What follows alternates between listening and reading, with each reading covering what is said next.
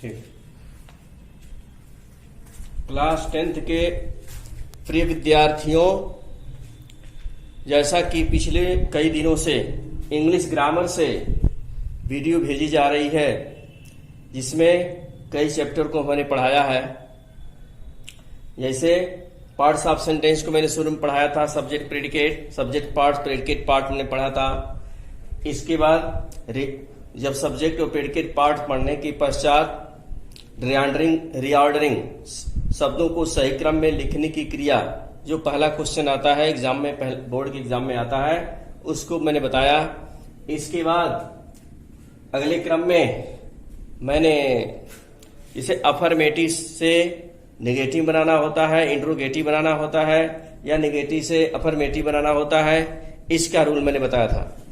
इसके बाद active voice से पैसिव वॉइस की प्रक्रिया चल रही है। एक्टिव वॉइस को पैसिव वॉइस में किस तरह से चेंज किया जाता है, इसका रूल मैंने क्रमशः बताया लास्ट तक, और इसके लिए एक्सरसाइज भी भेजी गई।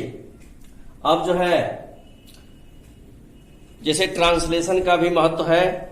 अगर ट्रांसलेशन आपको अच्छी तरह से मालूम है, आता है, हर एक चीज का प्रयोग आता है, तो आपको इंग्लिश लैंग्वेज में काफी सहूलियत होती है समझने में। अब जो है, हम आप लोगों को ट्रांसलेशन की शुरुआत करते हैं यूजेस से। जैसे देयर का प्रयोग मैं पढ़ाने जा रहा हूं। पहले यूज ऑफ देयर, देयर का अर्थ तो पहले वहां होता है इंग्लिश में, लेकिन यहां पर जब मैं पढ़ा रहा हूं तो यहां देयर का कोई अर्थ नहीं आएगा। देयर का अर्थ वहां, यहां हम नहीं निकालेंगे। पहचान के लिए क्या होता है यूज ऑफ देयर में, देयर के प्रयोग में पहचान क्या होती है, कहां पर किस टेंस, किस वाक्य में आप देयर का प्रयोग करेंगे, उसके लिए आपको पहचान करना पड़ेगा। पहचान में यही होता है, जिन वाक्यों में किसी स्थान पर किसी व्यक्ति या वस्तु का होना या न होना प्रकट हो। कोई वाक्य दिया है, उस वाक्य में किसी व्यक्ति या वस्तु का होना या न होना प्रकट होता है, तो उनमें सब्जेक्ट के स्थान पर देयर का प्रयोग करते हैं। सब्जेक्ट की जगह पर देयर का प्रयोग करते हैं। हालांकि अब जो है, इसके बाद जो है, जो रूल है, नियम है, उसको हम बताने जा रहे हैं। जैसे रूल नंबर 1 में है, पहला रूल है अफर्मेटिव सेंटेंस में, सकारात्मक वाक्य में देयर के बाद helping verb is, are, was, were का प्रयोग करते हैं। उसके बाद नाउन या प्रोनाउन का प्रयोग कर देते हैं, चाहे वो सिंगुलर नाउन में हो, चाहे प्लूरल नाउन में हो, या प्रोनाउन हो। देयर के पश्चात helping verb is, are, was या वेयर, इस चार में से किसी एक क्रिया का प्रयोग करेंगे टेंस के अनुसार। उसके बाद नाउन या प्रोनाउन का प्रयोग कर देते हैं। दूसरा रूल है, देयर के बाद पास्ट इंडेफिनिट टेंस के वर्ब का भी प्रयोग किया जा सकता है। ये भी है, पास्ट इंडेफिनिट टेंस में वर्ब सेकंड फॉर्म में लिखी जाती है। इसके बाद है नेगेटिव सेंटेंस में देयर के बाद नॉट या नो का प्रयोग किया जाता है। इसके बाद है तीसरा रूल है, इंट्रोगेटिव सेंटेंस में देयर से पहले जो वाक्य क्या से प्रारंभ होता है, उसमें देयर से पहले टेंस के अनुसार इज, आर, वाज या वेयर का प्रयोग करते हैं। हेल्पिंग वर्ब का प्रयोग कर देते हैं, और इनके बाद तब देयर का प्रयोग करते हैं। अगला रूल है, अगले रूल में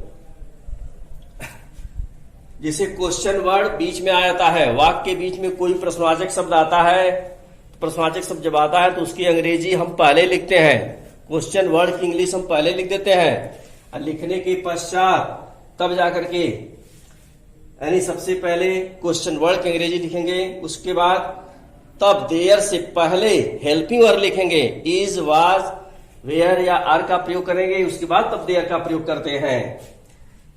एग्जाम्पल हम आपको बताएंगे, और उसके आधार पर आपको एक एक्सरसाइज भेजी जाएगी, और आप अपने नोटबुक में ईमानदारी के साथ आप जो है उसको लिखिएगा, पूरा करिएगा। एग्जाम्पल है, हमारी कक्षा में 40 छात्र हैं, अब यहाँ ध्यान दीजिए, हमारी कक्षा में 40 छात्र हैं, यहाँ पर सब्जेक्ट कोई नहीं है, सब्जेक्ट नहीं है, तो यहाँ पर हमें देयर का प्रयोग पहले सब्जेक्ट के रूप में कर देना है। There are 40 students in our class.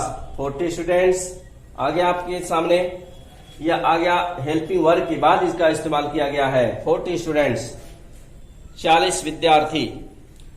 अब इसके बाद है इस कमरे में 20 कुर्सियां हैं, तो यहाँ पर कुर्सियां हैं प्लूरल में जा रहा है, या आपका वाक्य जो है प्लूरल में जा रहा है। There are 20 chairs in this room.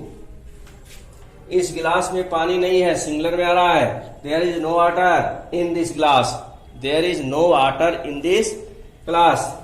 इसी प्रकार से अब जो है आगे हम कुछ और एग्जाम्पल्स आपको बता रहे हैं, और उसके बाद एक्सरसाइज भी भेजूंगा और उसको आप लोग लिखिएगा।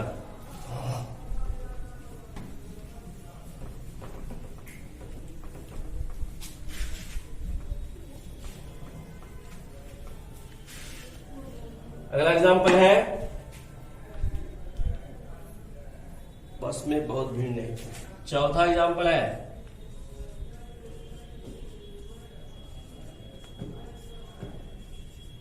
बस में बहुत भीड़ नहीं थी। यह निगेटिव में आ गया, तो सब्जेक्ट के स्थान पर देयर का प्रयोग कर देंगे। सब्जेक्ट के स्थान पर देयर का प्रयोग करेंगे, और भीड़ चूंकि सिंगुलर में आता है, कई लोग मिलकर एक भीड़ बनाते हैं, एक समूह बनाते हैं, तो एक समूह जब बन गया, एक भीड़ हो गई एकत्रित, तो वो सिंगुलर में आ जाएगा। तो देयर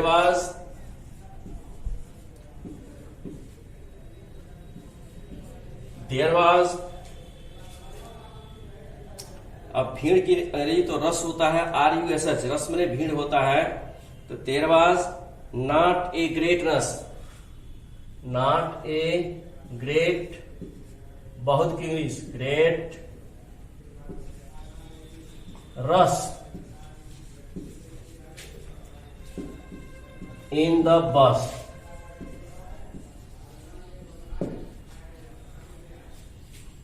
ये ध्यान देने की बात है।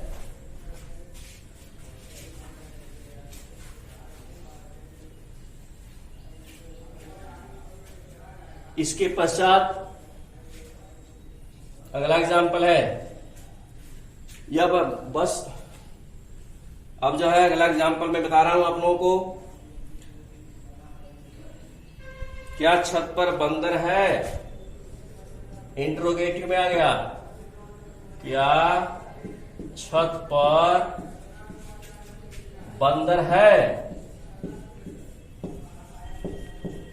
क्वेश्चन मार्क रहेगा। क्या से शुरू है, क्या छत पर बंदर है, क्योंकि टेंस आपका सिंगुलर में जा रहा है, प्रेजेंट में।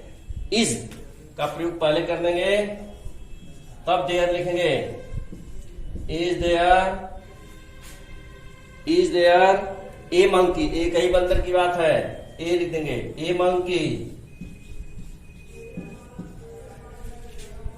इज देयर ए मंकी छत पर, on the roof. Question mark लगा देंगे। ध्यान दीजिए, क्या छत पर बहुत बंदर है?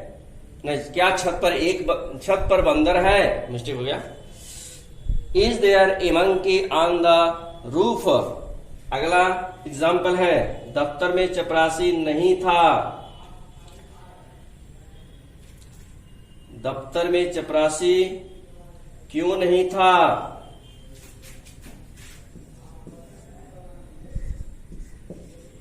दफ्तर में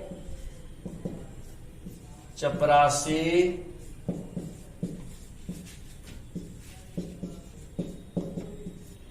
क्यों नहीं था?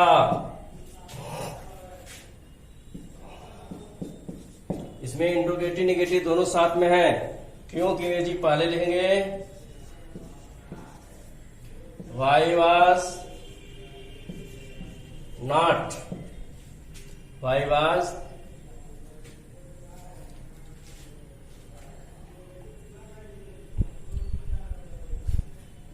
वाई वाज देयर का प्रयोग करना है सब्जेक्ट के स्थान पर। मिस्टेक है, वाई वाज देयर, अब सही है, वाई वाज देयर। जब इंट्रोगेटिव निगेटिव दोनों होता है किसी टेंस के अंतर्गत, किसी वाक्य के अंतर्गत, तो उसमें क्वेश्चन वर्ड की अंग्रेजी पहले लिखते हैं, उसके बाद हेल्पिंग वर्ड की अंग्रेजी लिखते हैं, उसके बाद सब्जेक्ट लिखते हैं, तब जाकर के नॉट या नो का प्रयोग करते हैं। सब्जेक्ट के स्थान पर यहाँ देयर है, इसलिए वाई वाज देयर। प्यून के English no peon, PEON, in the office.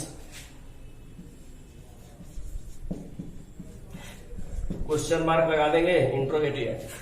In the office, why was there no peon in the office. एक एग्जाम्पल और बताएंगे, उसमें एक्सरसाइज भेजी जाएगी। इस गांव में एक अध्यापक रहते थे।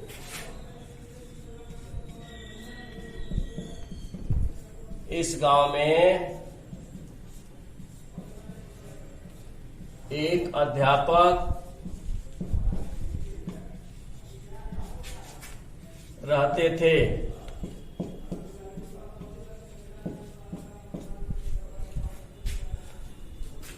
यहां देयर का प्रयोग हुआ सब्जेक्ट के रूप में, पास्ट इंडेफिनिट टेंस में रहते थे तो लिव्ड हो जाएगा। रूल बताया गया है, देयर लिव्ड ए टीचर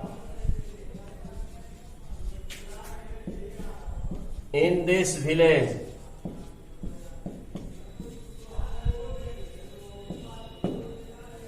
इस तरह से देयर के प्रयोग में मैंने अफर्मेटिव, निगेटिव, इंट्रोगेटिव तीनों से, चाहे प्रेजेंट हो या पास्ट टेंस हो, रूल बताया मैंने, एग्जाम्पल बताया है। यह अक्सर ट्रांसलेशन में आता है, इसकी जानकारी आप लोगों को होनी चाहिए। तो आज मैं यूज ऑफ देयर का प्रयोग पढ़ाया है। इस पर एक मैं एक्सरसाइज भेजूंगा वीडियो के माध्यम से, उसको आप लोग अपने नोटबुक पर तैयार कीजिएगा। अपने समय का सदुपयोग कीजिए। आगे आपको बोर्ड एग्जाम में बैठना है, इसकी तैयारी आप खूब ही करिए। अब जो है अगले क्रम में कल दूसरा प्रयोग में पढ़ाऊंगा। आज बस इतना ही रहेगा। धन्यवाद।